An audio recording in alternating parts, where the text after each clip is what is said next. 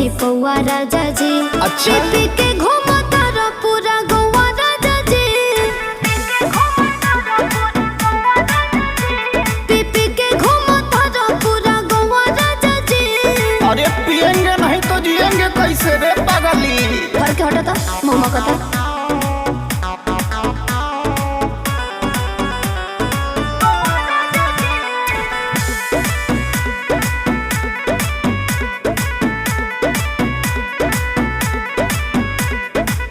पूरा फरमाइश कल हो जाई धनिया। अच्छा। काहे लाडू